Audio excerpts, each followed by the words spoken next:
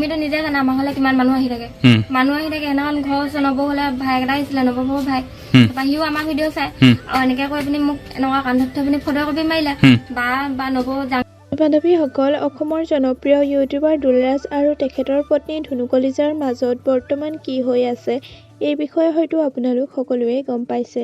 দুলৰাজ আৰু ধুনু কলিজাৰ মাজত বিবাহ বিচ্ছেদৰ দৰে এটা ডাঙৰ সিদ্ধান্ত ল'বলগীয়া হোৱাৰ পৰিস্থিতিৰ মূল কাৰণ কি আছিল হয়তো আপোনালোক সকলোৰে জানিবলৈ মন যায়।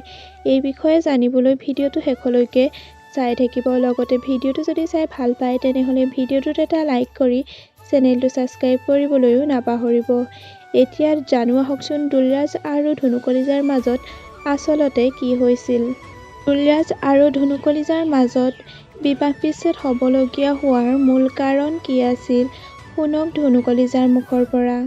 মানুহ আহি থাকে সেইদিনাখন ঘৰ ওচৰ নবৌ হ'লে ভাইক এটা আহিছিলে নবৌ ভাই তাৰপৰা সিও আমাৰ ভিডিঅ' চাই আৰু এনেকৈ কৈ পিনি মোক এনেকুৱা কান্ধত থৈ পিনি ফটো কপি মাৰিলে বা নবৌ যাংগে দে বুলি কৈ পিনি সেই ফটো কপি লৈ পিনি সি ঘৰলৈ গৈ পিনি ব্লেকমেইলিং কৰিছে মোক এনেকৈ ফটো কপি ভাইৰেল কৰি দিম আমাৰ সংসাৰৰ মাজত জুই লগাইছে আৰু কৈছে কি তহঁতক জীৱনে বৰবাদ কৰি দিম ফটো কপি ভাইৰেল কৰি দিম আৰু ফটো কপি একো ফটো নাই তাত অকল এনেকৈ ধৰি থকা। ধুনু কলিজাৰ মুখৰ পৰা কথাখিনি শুনাৰ পাছত বাৰু আপোনালোকৰ মনত কেনে প্ৰশ্নৰ উদয় হয়।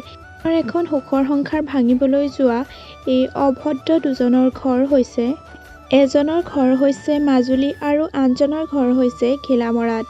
বৰ্তমান ধুনু কলিজাই কি বুলি গোচৰ দিব আৰক্ষী থানাত। মোক ব্লেকমেইলিং কৰিছিলে। আচল দোষী কোন সেই কথা আৰক্ষী তদন্তৰ পাছতে গম পোৱা যাব।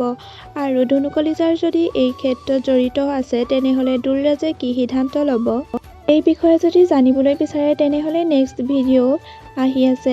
আৰু যদি চেনেলটো এতিয়াও ছাবস্ক্ৰাইব কৰা নাই তেনেহ'লে প্লিজ চেনেলটো ছাবস্ক্ৰাইব কৰি ল'ব। লগতে ভিডিঅ'টো চাই কেনে পালে নিশ্চয় কমেণ্ট কৰি জনাব।